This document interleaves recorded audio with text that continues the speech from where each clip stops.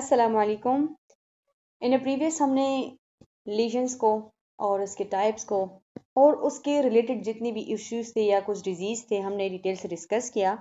So now let's move towards the assessment of the hair and nails. अब हम initially hair को कैसे assess करेंगे और बीइंग अ नर्स आपने किन चीज़ों को फोकस करना है। जिसमें फर्स्ट है the curling and the straightening.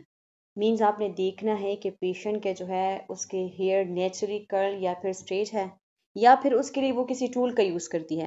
अब ये चेक करना क्यों ज़रूरी है, क्योंकि जब इन टूल्स का लाइक कर्लर्स हो गया, स्ट्रेटनर्स हो गया, उनका जो फ्रीक्वेंटली यूज़ होता है या फिर कोई केमिकल ट्रीटमेंट हेयर के लिए, तो वो हेयर को डैमेज कर सकता है, हेयर्स को थिन बनाता है एंड मेकिंग इट ब्रिटल, जिसमें बाल भी झड़ते हैं, hair fall. Like for example अगर कोई पेशेंट है वो डेली स्ट्रेटनर यूज़ करती है और उसकी वजह से उसके हेयर जो है वो थिन हो रहे हैं या फिर हेयर फॉल हो रहा है उसे, so this thing leading to the damage rather than the medical condition, ये कोई मेडिकल कंडीशन नहीं है। देन है रीसेंट कीमोथेरेपी। कीमोथेरेपी के साथ ओफन हेयर लॉस होते हैं, लाइक एलोपीसिया हो जाता है, क्योंकि वो फास्ट डिवाइडिंग सेल्स को टारगेट करते हैं जिनमें हेयर फॉलिकल्स भी इंक्लूडेड है, तो वो उनको भी टारगेट कर देते हैं जिसकी वजह से हेयर लॉस होता है। इस वजह से आपने देखना होता है कि पेशेंट कीमोथेरेपी पे तो नहीं है। देन है presence of a disease like hypothyroidism. आपने पेशेंट को असेस करना है कि कहीं उसे कोई डिजीज तो नहीं है, लाइक कोई थायराइड का तो इशू नहीं है, जस्ट लाइक इन हाइपोथायरॉयडिज्म, जिसमें क्या होता है ड्राई स्किन होती है, हेयर्स जो है वो थिन हो जाते हैं और fall out. For that purpose आपने रीसेंट डिजीज को डायग्नोस करना है फर्स्ट।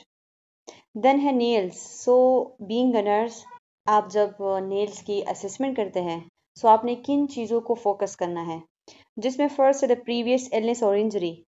नेल्स जो है वो एज अ विंडो एक्ट करता है आपकी हेल्थ हिस्ट्री के लिए और स्पेशली पास्ट इलनेस के लिए, क्योंकि उससे नेल्स की ग्रोथ इफेक्ट होती है। लाइक फॉर एग्जांपल कोलोनाइकिया, जिसमें स्पून शेप नेल्स होती हैं, स्कूप टाइप कनकेव अपीयरेंस उसकी होती है नेल्स की, just because of the iron deficiency anaemia, like जिनका क्रोनिक ब्लड लॉस हुआ हो या फिर मैल न्यूट्रिशन हो, और या फिर जिनको रेस्पिरेटरी और कार्डियोवास्कुलर इलनेस हो, लाइक सीओपीडी हो गया या कॉन्जेनिटल हार्ट डिजीज, तो उनके नील की अपीयरेंस क्लबिंग होती है, मीन्स राउंडेड और कर्व्ड नेल्स होती हैं उनकी। इस तरह से नेल्स आपको क्रोनिक प्रीवियस इलनेस का इंडिकेशन कराता है। देन है पेरिफेरल सर्कुलेटरी डिजीज, मीन्स जिसमें appropriate and properly blood flow नहीं होता है टू द एक्सट्रीमिटीज, और उसकी वजह से नेल्स जो है वो ब्रिटल हो जाते हैं, डिसकलर्ड हो जाते हैं, या फिर उसकी ग्रोथ जो है वो स्टॉप या डिलेड हो जाती है, just because of the poor blood flow to the extremities.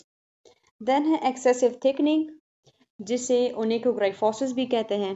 अगर नेल्स थिकन्ड हो, this may indicate the fungal infection, और the fungal infections of the nails is known as onychomycosis.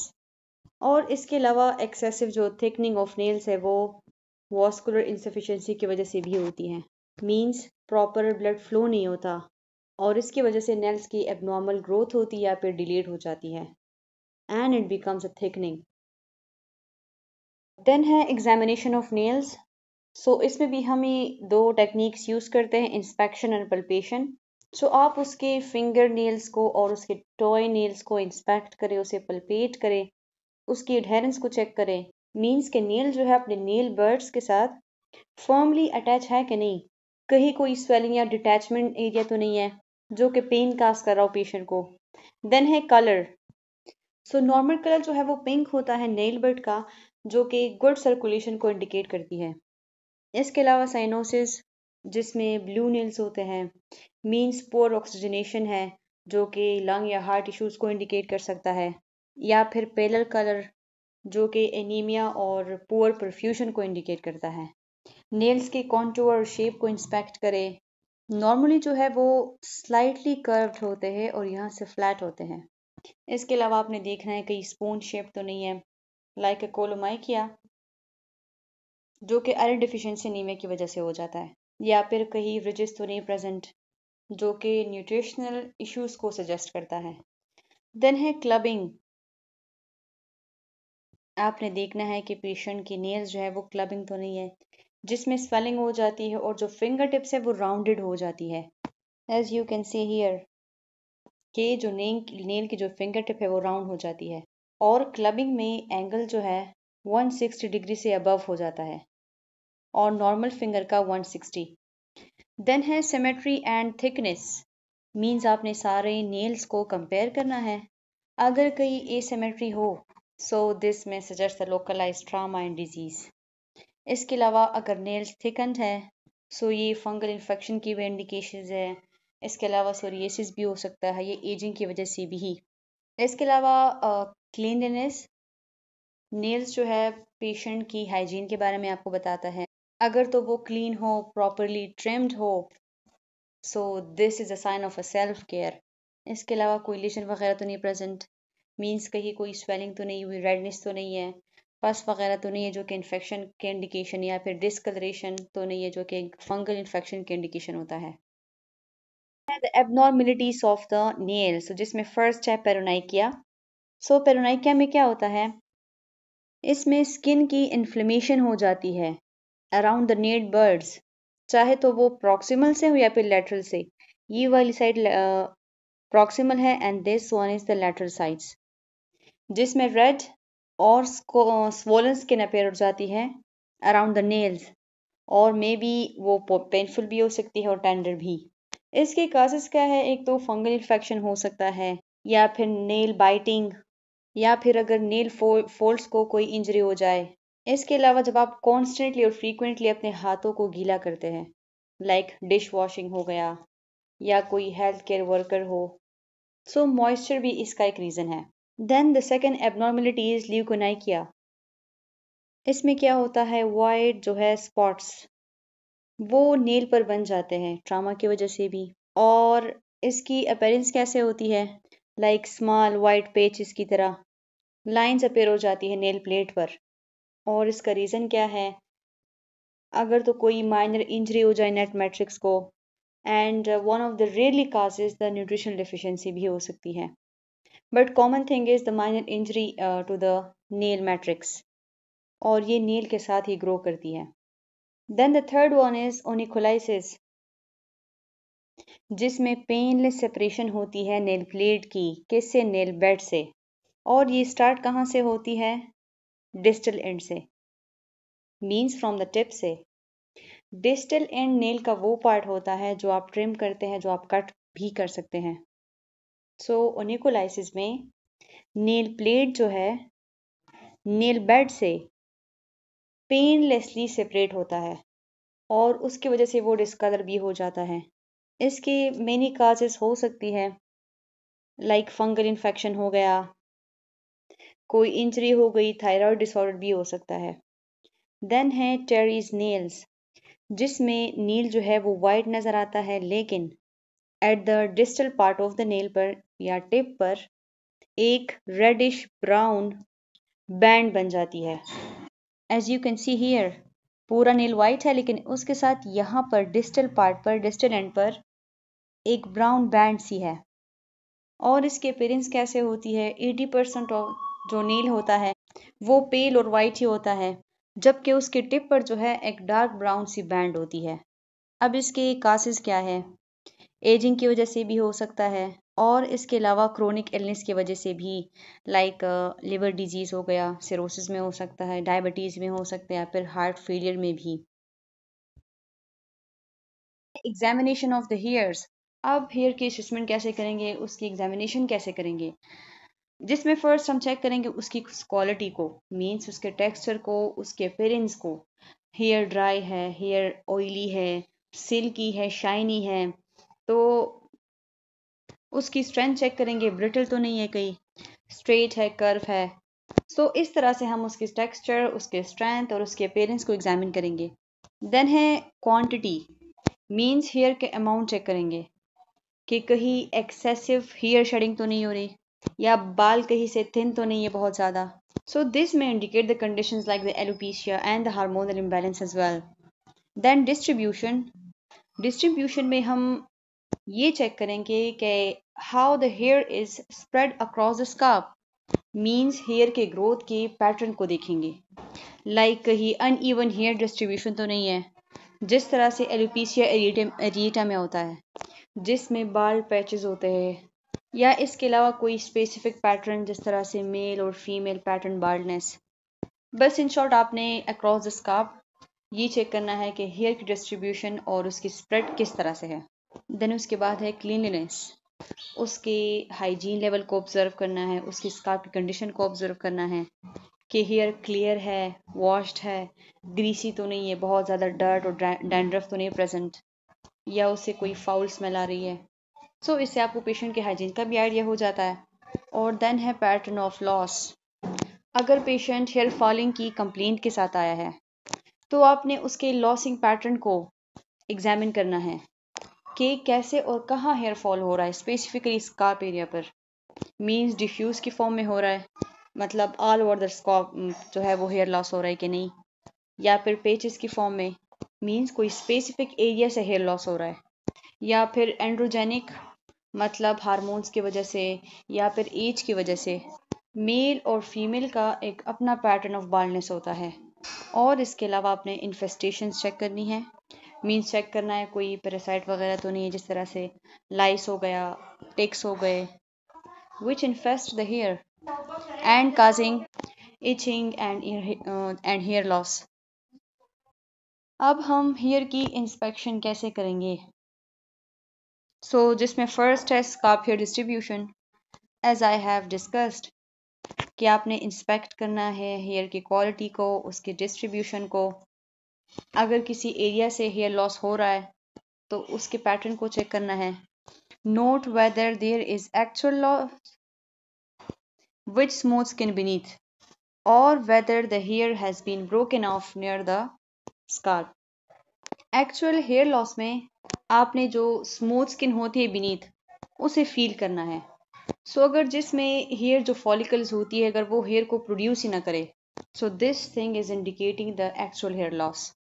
For example जिस तरह से एलोपेशिया एरिएटा में होता है, scarring alopecia में होता है, जहाँ मतलब सिरे से कोई बाल प्रेजेंट ही नहीं होता, या फिर इसके अलावा होता है ब्रोकन हेयर, जिसमें फॉलिकल तो प्रेजेंट होता है लेकिन जो हेयर शाफ्ट होती है वो ब्रोकन हो जाती है।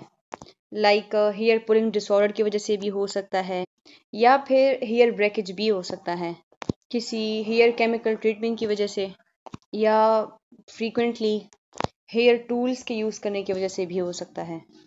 And here the stubble means the broken hair. इसके अलावा gender, age and genetics effects hair distribution. ये तीनों हेयर डिस्ट्रीब्यूशन पर इफेक्ट करती है। And this is the male pattern baldness, जिसे थिनिंग क्राउन भी, और इसके अलावा जो टॉप ऑफ द हेड है वहाँ से हेयर लॉस हो जाते हैं। And this is related to the genetics and age related factors, और इसके अलावा हेयर्स जो है वो एज के साथ थिन भी हो जाते हैं। देन है एबनॉर्मल फाइंडिंग्स, जिसमें फर्स्ट है एलोपेशिया, हेयर लॉस हो जाती है या फिर बाल्डनेस हो जाती है, पार्शियल भी हो सकती है और कम्प्लीटली भी लॉस हो सकते हैं। Like for example alopecia areata, जिसमें स्काल्प पर पैचेस बन जाते हैं लॉस की। इसके अलावा एंड्रोजेनिक एलोपेशिया, एलोपेशिया टोटलिस और यूनिवर्सलिस, मतलब जिसमें कंप्लीट बाल्डनेस हो जाती है स्काल्प एरिया की, जिसे एलोपेशिया टोटलिस कहते हैं, और एलोपेशिया यूनिवर्सलिस में टोटल बॉडी के हेयर लॉस हो जाता है। इसके अलावा है टीनिया कैपिटस, जो कि एक फंगल इन्फेक्शन की वजह से होता है, डर्मेटोफाइट फंजाई की वजह से, जो कि स्कार्प को और इसके अलावा हेयर शाफ्ट को भी इफ़ेक्ट करता है। इसमें क्या होता है कि स्काली पेचेस बन जाते हैं और इसमें उन एरिया पर हेयर ब्रेकिंग होती है, और समटाइम्स इन्फ्लेमेशन और इसके अलावा पस डिस्चार्ज भी हो सकता है। Alopecia is something autoimmune disorder और टीनिया कैपिटस, जो कि एक फंगल इन्फेक्शन है। देन इसके बाद आपने बॉडी हेयर को एग्जामिन करना है। इसमें आपने क्या चीज़ें असेस करनी है, और उसकी नॉर्मल वेरिएशंस फर्स्ट क्या होती है कि जो फाइन हेयर है जिसे वेलिस भी कहते हैं, वो all over the body present है कि नहीं। इसके अलावा जेंडर, एज और जेनेटिक्स जो है वो बॉडी के हेयर को, उसके डिस्ट्रीब्यूशंस को, उसके अमाउंट को इफ़ेक्ट करती है। लाइक इन मेन जेंडर उसकी चेस्ट एरिया पे मोर हेयर होती है as compare to the women. और इसके अलावा प्यूबर्टी मतलब एज के साथ साथ जो प्यूबिक एरिया है और इसके अलावा एक्सिलरी एरिया पर हेयर की ग्रोथ इंक्रीज हो जाती है। So this is something the normal findings. अब एबनॉर्मल कौन सी होती है? जिसमें है हियरसुटिज्म, और ये एंडोक्राइन डिसऑर्डर की वजह से हो सकता है या फिर स्टेरॉइड की मेडिकेशन की वजह से हो सकता है। इसमें क्या होता है, जो मेल पैटर्न हेयर ग्रोथ होती है वो फीमेल में अपेयर हो जाती है, और इसमें फेशियल और ट्रंक एरिया पर हेयर की ग्रोथ होती है। देन इसके बाद है कलर। उसके कलर को इंस्पेक्ट करें। जो नेचुरल हेयर कलर होती है वो वेरीज करती है, किसी के ब्लैक हो सकते हैं, किसी के ब्राउन। इसके अलावा हेयर कलर का ग्रे हो जाना, this is something the normal part of the ageing. मतलब एज के साथ साथ मेलानिन की जो प्रोडक्शन है वो लो हो जाती है। इसके बाद है कंडीशन ऑफ द स्कार्फ।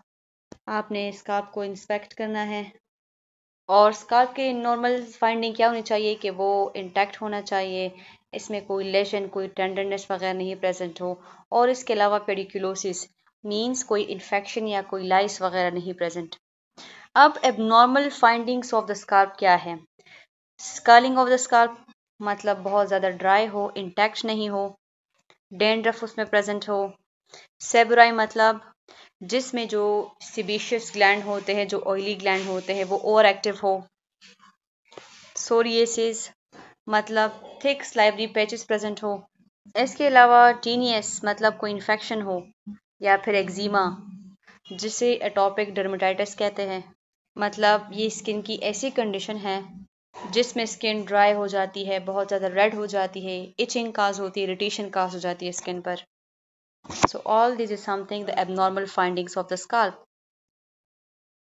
आपने करना है palpation of the hair and scalp की, और इसके लिए नॉर्मल फाइंडिंग्स क्या हैं कि आप लाइट पल्पेशन यूज़ करते हैं हेयर की और स्काल्प की असेसमेंट के लिए। स्काल्प जो है वो बिट मोबाइल होता है, बिल्कुल थोड़ा सा, और वो हार्ड नहीं करता। इसके अलावा नॉन टेंडर होता है। और एबनॉर्मल फाइंडिंग्स क्या है इसकी कि अगर ड्राई और कोर्स हेयर हो, मींस बहुत ज़्यादा ड्राई हेयर्स हो, so this may indicate the hypothyroidism. इसमें ड्राई स्किन होती है और ब्रिटल हेयर्स होते हैं। इसके अलावा फाइन सिल्की हेयर्स मींस जिसमें बहुत ज़्यादा बाल थिन हो जाते हैं, सॉफ्ट हो जाते हैं, और that shades easily, so this may indicate the hyperthyroidism. इसके अलावा अगर स्काल्प को टच करने से कहीं पेन हो पेशेंट को, और टेंडरनेस हो, इन्फ्लेमेशन हो, कोई इन्फेक्शन हो, सो थ्रू पल्पेशन के ही हम उसे एग्जामिन कर सकते हैं। अब है डॉक्यूमेंटेशन। सो दो सैंपल गिवन है डॉक्यूमेंटेशन की, एक नॉर्मल्स के लिए और दूसरा एबनॉर्मल। सो नॉर्मल फाइंडिंग्स क्या होगी? अब जब हमने ओवरऑल स्किन की असेसमेंट कर ली, सो अब हम इस चीज़ को डॉक्यूमेंटेड भी तो मस्ट करेंगे। सो एक्सपेक्टेड फाइंडिंग्स क्या है कि उसके स्किन का जो कलर है वो पेशेंट के बैकग्राउंड के साथ प्रॉपरली मैच करता है। इसके अलावा कोई लेशंस, कोई रैशेस नहीं प्रेजेंट। इसके अलावा स्किन वार्म है, मतलब उसकी नॉर्मल टेम्परेचर है, कोई अनयूजुअल स्वेटिंग नहीं है, कोई फ्लूइड रिटेंशन कहीं किसी बॉडी पार्ट में नहीं है। उसका कैपिलरी रीफिल चेक किया, means the test for the circulation, so वो लेस देन 3 सेकेंड्स है, जो कि नॉर्मल है। मतलब जिसमें हमने उसके नेल बड को प्रेस किया, सो विद इन 3 सेकेंड्स वो अपनी नॉर्मल जो कलर में है उसी के साथ ही वो अपेयर हुआ। सो इसका मतलब है उसकी गुड सर्कुलेशन है। इसके अलावा स्किन टर्गर भी नॉर्मल है with no tenting. Skin turgor test में हम उसके हाइड्रेशन लेवल को चेक करते हैं, जिसमें हमने फोर आर्म की स्किन को पिंच किया और वो टिंट नहीं हुआ, मतलब स्टेज अप नहीं हुआ, बल्कि जल्दी से इट स्नैप्स अप, वापस अपनी पोजीशन पे जल्दी चला गया। सो उसका हाइड्रेशन स्टेटस भी नॉर्मल है। इसके बाद अब एक अनएक्सपेक्टेड फाइंडिंग्स की एक सैंपल है, जिसे हम किस तरह से डॉक्यूमेंटेशन करेंगे। जिसमें क्या है कि mother brought the child into the clinic for the evaluation of an itchy rash around the mouth. एक मदर अपने बच्चे को क्लिनिक लेकर आई, और मेजर कंप्लेंट क्या थी, सिम्टम्स क्या थे कि इची रैशेस थे अराउंड द माउथ, और उसने बताया that started about the 3 days ago, means timeline भी बता दी ये चीज़ हमें क्या इंडिकेट करती है, उसकी डेज की प्रोग्रेशन को। जब डॉक्टर ने उसे असेस किया, so crusted pustule are present around the patient mouth. Pustule में क्या होता है, जो फर्स्ट फिल लेशंस होती है वो प्रेजेंट थे, और क्रस्टिंग जो है वो पॉसिबल स्किन इन्फेक्शन को इंडिकेट कर रहा था, लाइक एम्पिटिगो। सो इसके बाद डॉक्टर स्मिथ ने क्या किया, prescription for the antibiotics are provided. Antibiotics दी, क्योंकि पस्ट्यूल पस फिल्ड होते हैं, सो दिस इंडिकेट इन्फेक्शन जो कि बैक्टीरिया की वजह से हो सकता है। सो इस वजह से डॉक्टर ने उसे एंटीबायोटिक प्रिस्क्राइब की। और इसके अलावा मदर और उसकी चाइल्ड को एजुकेट किया गया कि हाइजीन का ख्याल रखें, प्रॉपर हैंड वॉश करें कि इन्फेक्शन स्प्रेड ना हो, और इसके अलावा उसकी जो प्रेजेंट कंडीशन है वो इम्प्रूव हो। So this is all about the skin assessment. Thank you.